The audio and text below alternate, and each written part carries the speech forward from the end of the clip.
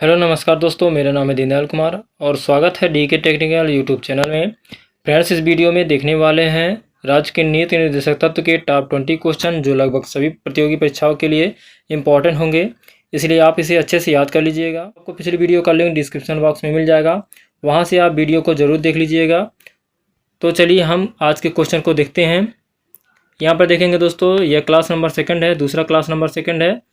पहले क्लास को हमने करा दिया। यहाँ पर ये जो पहला प्रश्न होता है दोस्तों, पिछली वीडियो का होमवर्क प्रश्न होता है। तो चलिए बिना देरी के हम होमवर्क के प्रश्न को देख लेते हैं।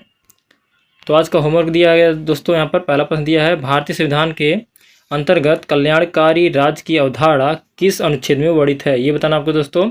जो कल्याणकारी राज्य के बारे में बताया गया है, तो संविधान के किस अनुच्छेद में इसके बारे में बताया गया है।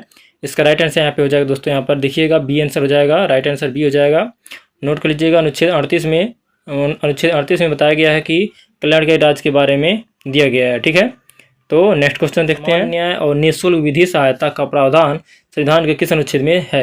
बताना आपको दोस्तों। जो समान न्याय और निःशुल्क जो भी विधि सहायता होती है, उसका किस अनुच्छेद में दिया गया इसके बारे में। तो दोस्तों इसका राइट आंसर यहाँ पे हो जाएगा दोस्तों, बी हो जाएगा। यहाँ पे नोट कर लीजिएगा, अनुच्छेद 39A में दिया गया है निःशुल्क सहायता के बारे में। ठीक है दोस्तों, तो अगले प्रश्न की ओर चलते हैं। ग्राम पंचायत का गठन संविधान के किस अनुच्छेद में है। बताना आपको दोस्तों। जो ग्राम पंचायत के बारे में बताया गया, उसका गठन किस अनुच्छेद में दिया गया है। वेरी वेरी इंपॉर्टेंट प्रश्न है दोस्तों। यहाँ पर इसका राइट आंसर यहाँ पे हो जाएगा दोस्तों, यहाँ पर बी हो जाएगा। अनुच्छेद 40 में दिया गया है ग्राम पंचायतों का गठन के बारे में। ठीक है दोस्तों, राइट आंसर यहाँ पर बी हो जाएगा। नोट कर लीजिएगा इसका। तो अगले प्रश्न की ओर चलते हैं। भारतीय नागरिकों के लिए एक समान सिविल संहिता का प्रावधान किस अनुच्छेद में दिया गया है। यहाँ पे बोला गया है दोस्तों, यहाँ पर समान सिविल संहिता यहाँ पे बोला गया है। ठीक है, तो इसका इंपॉर्टेंट क्वेश्चन है दोस्तों। राइट आंसर यहाँ पे देख लीजिएगा, इसका बी हो जाएगा। यहाँ पर आंसर बी हो जाएगा दोस्तों। यहाँ पर अनुच्छेद यहाँ पे 44 में दिया गया है, एक समान सिविल संहिता सबको प्राप्त है। यानी कि यहाँ पे बताया गया है दोस्तों, जो कानून होगा दोस्तों वो सबके लिए बराबर होगा। ठीक है, राइट आंसर यहाँ पर बी हो जाएगा। नोट कर लीजिए इसको। ठीक है, तो अगला प्रश्न देख लेते हैं। संविधान के किस अनुच्छेद में न्यायपालिका का कार्यपालिका से पृथक्करण का उल्लेख किया गया है। न्यायपालिका और कार्यपालिका दोनों अलग अलग हैं, इसके बारे में बताया गया है। तो संविधान के किस अनुच्छेद में इसके बारे में बताया गया दोस्तों। आपको अगर इसका आंसर जवाब पता होगा दोस्तों, तो कमेंट बॉक्स में जरूर बताइएगा। मैं इसको बता दे रहा हूँ दोस्तों। यहाँ पर इसका राइट आंसर यहाँ पे डी हो जाएगा दोस्तों। नोट कर लीजिएगा, आंसर डी हो जाएगा। अनुच्छेद 50 में इसके बारे में बताया गया है, जो न्यायपालिका होती है वह कार्यपालिका से क्या होगा दोस्तों, दोनों अलग अलग होगा। ठीक है, राइट आंसर यहाँ पर डी हो जाएगा। तो अगले प्रश्न की ओर चलते हैं। राज्य के नीति निर्देशक सिद्धांतों में से किस अनुच्छेद का संबंध अंतर्राष्ट्रीय शांति और सुरक्षा के संवर्धन से है। यहाँ पे बोला गया है दोस्तों, किस अनुच्छेद में बताया गया है कि जो भी अंतर्राष्ट्रीय शांति और सुरक्षा के बारे में बताया गया है और संविधान के किस अनुच्छेद में दिया गया है। इसका राइट आंसर यहाँ पे हो जाएगा दोस्तों, यहाँ पर बी हो जाएगा। अनुच्छेद 51 में इसके बारे में आप देखेंगे। यह भी वेरी वेरी इंपॉर्टेंट प्रश्न है, क्योंकि यह भी कई बार एग्जाम में पूछा जा चुका है। ठीक है, आंसर बी हो जाएगा दोस्तों। नोट कर लीजिएगा इसका। ठीक है, तो नेक्स्ट क्वेश्चन देखते हैं। भारतीय संविधान के किस अनुच्छेद द्वारा निम्न दुर्बल वर्गों के, जो भी निम्न वर्ग के होते हैं या फिर दुर्बल जो भी वर्ग के होते हैं, जैसे इसको बोल सकते हैं दोस्तों अनुसूचित जाति जो होते हैं और अनुसूचित जनजाति, यहाँ पे बोला गया है दोस्तों SC ST के जो भी होते हैं, SC ST कास्ट के जो भी होते हैं, ठीक है, उनको शिक्षा संबंधी जो भी शिक्षा प्रदान की गई है, उनको जो भी शिक्षा दिया जाएगा दोस्तों, यह संविधान के किस अनुच्छेद में इसके बारे में बताया गया है। उनके लिए विशेष प्रावधान किया गया है। तो दोस्तों इसका राइट आंसर यहाँ पर हो जाएगा दोस्तों, बी हो जाएगा। अनुच्छेद 46 में इसके बारे में बताया गया है, जो भी अनुसूचित जाति होते हैं उन जनजात के बारे में अलग से कोई भी प्रावधान किया गया है उनको आगे बढ़ने के लिए। ठीक है, राइट आंसर यहाँ पर बी हो जाएगा 7 का। अगले प्रश्न की ओर चलते हैं। काम करने के अधिकार को राज्य के नीति निर्देशक तत्वों में किस अनुच्छेद के अंतर्गत रखा गया है। जो भी काम करने के अधिकार है, ठीक है, यह संविधान के किस अनुच्छेद में दिया गया है। इसका राइट आंसर यहाँ पर सी हो जाएगा दोस्तों। यहाँ पर अनुच्छेद 41 में दिया गया है काम करने के लिए, यहाँ पे राइट आंसर सी हो जाएगा दोस्तों। नोट कर लीजिएगा। अगले प्रश्न की ओर चलते हैं। कौन सा राज्य के नीति निर्देशक सिद्धांतों में सम्मिलित नहीं है। बताना आपको दोस्तों, जो राज्य के नीति निर्देशक सिद्धांत हैं उसमें कौन सा इसमें 4 ऑप्शन में से उसमें सम्मिलित नहीं है। तो इसका राइट आंसर देख लीजिएगा, क्या हो जाएगा, यहाँ पर डी हो जाएगा दोस्तों। जो सूचना का अधिकार है वह इसमें सम्मिलित नहीं है। बाकी यहाँ पे जो भी दिया गया है, मद्य निषेध दिया गया, काम का अधिकार दिया, समान कार्य के लिए समान वेतन के बारे में, ये सभी है, लेकिन जो डी ऑप्शन है दोस्तों ये सम्मिलित नहीं है। तो आंसर इसका डी हो जाएगा। नोट कर लीजिएगा। ठीक है, तो अगला प्रश्न देख लेते हैं। निम्न में से कौन सा एक संविधान के 42वें संविधान संशोधन द्वारा नीति निर्देशक तत्वों में नहीं जोड़ा गया है। ऐसा कौन सा यहाँ पे बोला गया है, कौन सा ऐसा ऑप्शन, 4 ऑप्शन में से कौन सा ऐसा ऑप्शन है जो 42वां संविधान का संशोधन हुआ था 1976 में हुआ था दोस्तों, ये भी याद रख लीजिएगा। ठीक है, उसमें कौन सा एक चीज़ को नहीं जोड़ा गया था, एक टॉपिक को नहीं जोड़ा गया था। इसका राइट आंसर यहाँ पे हो जाएगा दोस्तों यहाँ पर सी हो जाएगा। नोट कर लीजिए किसको, सी आंसर हो जाएगा यहाँ पर सभी नागरिकों के लिए समान आचार संहिता, यही शब्द नहीं जोड़ा गया था, ये जो यहाँ पे बोला गया है आंसर सी। ठीक है दोस्तों, राइट आंसर यहाँ पर सी हो जाएगा।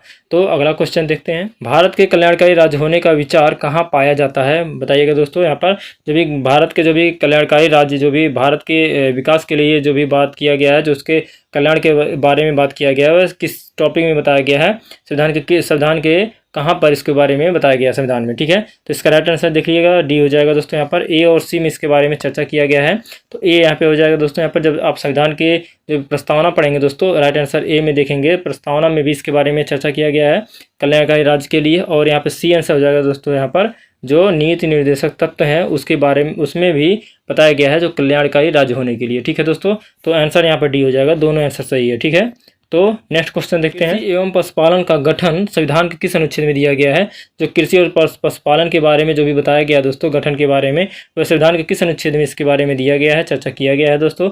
राइट आंसर यहाँ पे ए हो जाएगा। अनुच्छेद यहाँ पे देखेंगे तो 48 में इसके बारे में बताया गया है, कृषि एवं पशुपालन के बारे में। ठीक है, वेरी वेरी इंपॉर्टेंट प्रश्न है दोस्तों, नोट कर लीजिएगा, याद भी कर लीजिएगा। ठीक है, तो नेक्स्ट क्वेश्चन देखते हैं, निम्न में से कौन सा राज्य के नीति निर्देशक सिद्धांत का गांधीवादी सिद्धांत है, बताइएगा दोस्तों। यहाँ पर जो भी कौन सा ऐसा है, यहाँ पे 4 ऑप्शन में कि जो गांधीवादी सिद्धांत के अंतर्गत आता है, तो इसका राइट आंसर यहाँ पे हो जाएगा दोस्तों, यहाँ पर बी हो जाएगा। जो भी ग्राम पंचायतों का जो भी आयोजन करना है वह गांधीवादी सिद्धांत के अंतर्गत आता है। राइट आंसर यहाँ पे बी हो जाएगा, नोट कर लीजिएगा। ठीक है, तो अगले प्रश्न की ओर चलते हैं, पर्यावरण की रक्षा और सुधार करना तथा देश के वनों और वन्य जीवों की सुरक्षा करना संविधान के किस अनुच्छेद में दिया गया है, बताया गया है यहाँ पे दोस्तों।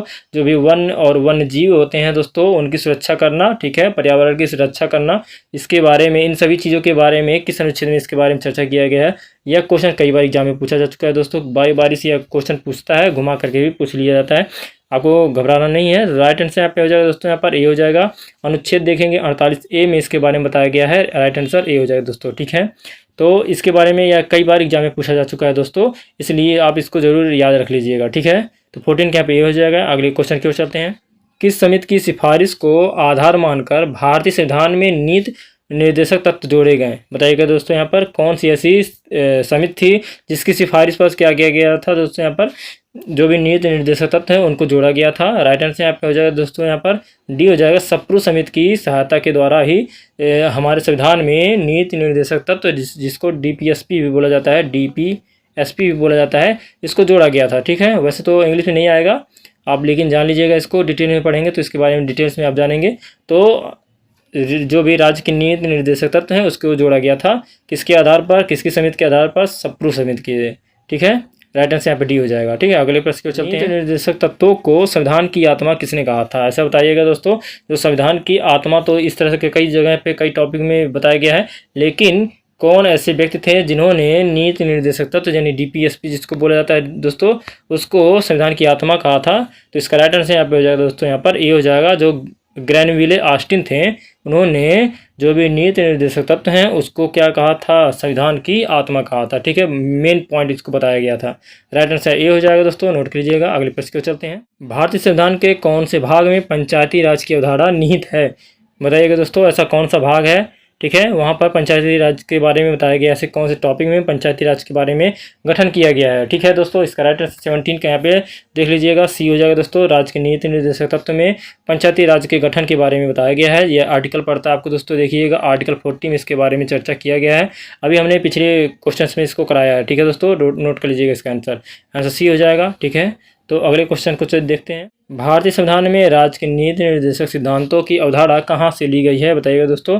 जो भी यहाँ से ये भी क्वेश्चन मैंने पिछली वीडियो में कराया है दोस्तों, तो कहाँ से लिया गया था आपको ये पता होगा दोस्तों। आयरलैंड के संविधान से लिया गया था, मैं बता दे रहा हूँ, आयरलैंड के संविधान से तो लिया गया था, ये तो आपको पता होगा दोस्तों। लेकिन यहाँ पे देखेंगे आपको तो ये शब्द आपको देखने को नहीं मिलेगा। यहाँ पे जो भी ऑप्शन देख रहे हैं, जर्मन संविधान से, आयरिश संविधान से, जापान संविधान से, ठीक है, अमेरिका के संविधान से, ये सभी चारों ऑप्शन में आपको ये शब्द नहीं देखने को मिल रहा है। तब आप किस आंसर को यहाँ पे टिक करेंगे, कौन सा आंसर आपके लिए सही होगा दोस्तों। इस तरह से भी क्वेश्चन पूछ लिया जाएगा। ठीक है, तो याद रख लीजिएगा दोस्तों, यह दूसरे टाइप से क्वेश्चन इस तरह से भी पूछता है, घुमा करके, जब भी क्वेश्चन घुमाने को होता है। ठीक है, तो राइट आंसर यहाँ पे देखिएगा दोस्तों, यहाँ पर मैं बता दे रहा हूँ, यहाँ पर बी हो जाएगा दोस्तों। आयरिश का जो भी संविधान है दोस्तों, इसी को आयरलैंड के संविधान से भी बोला जाता है। तो बी आंसर हो जाएगा दोस्तों, नोट कर लीजिएगा, वेरी वेरी इंपॉर्टेंट प्रश्न है दोस्तों, ठीक है।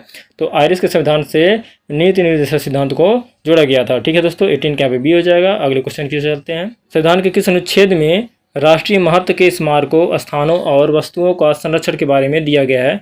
तो दोस्तों बताना आपको दोस्तों, जो भी हमारे राष्ट्रीय स्मारक हैं, जो भी मेन स्थान है जहाँ पर जो भी सरकार के द्वारा बनाए गए हैं, ठीक है, स्थानों के बारे में, वस्तुओं के बारे में, जो भी सरकारी वस्तुएं होती हैं उनका जो भी संरक्षण करना हमारा दायित्व होता है दोस्तों, ठीक है। यह संविधान के किस अनुच्छेद में इसके बारे में बताया गया है, चर्चा किया गया है?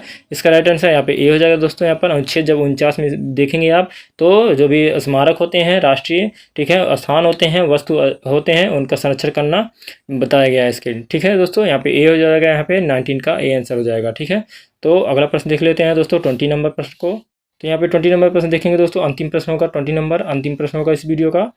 बंधुआ मजदूरी अधिनियम संसद ने कब पारित किया था, बताइएगा दोस्तों। यहाँ पर जो बंधुआ मजदूरी अधिनियम था, मजदूर अधिनियम था दोस्तों, यह संसद में कब पारित किया गया था? राइट आंसर यहाँ पे देखिएगा दोस्तों, यहाँ पर बी हो जाएगा। इसलिए इसको क्वेश्चन को रखा गया है क्योंकि जो भी 42वां संविधान का संशोधन हुआ था दोस्तों, वो भी 1976 में ही हुआ था, ठीक है। इसको भी ध्यान में रखिएगा, इसलिए यह भी आंसर हो जाएगा, यहाँ पर बी हो जाएगा दोस्तों। 1976 में बंधुआ, ठीक है, मजदूर अधिनियम संसद में भी पारित किया गया था दोस्तों। तो दोस्तों यहाँ से 20 क्वेश्चन कंप्लीट हो गया है। तो चलिए आज के हम होमवर्क के प्रश्न को देख लेते हैं। दोस्तों यहाँ पे होमवर्क का क्वेश्चन दिया गया है, यहाँ पर देख लीजिएगा, यहाँ पे दिया गया है, भारतीय संविधान में मूल कर्तव्यों को शामिल करने का विचार किस देश के संविधान से लिया गया है?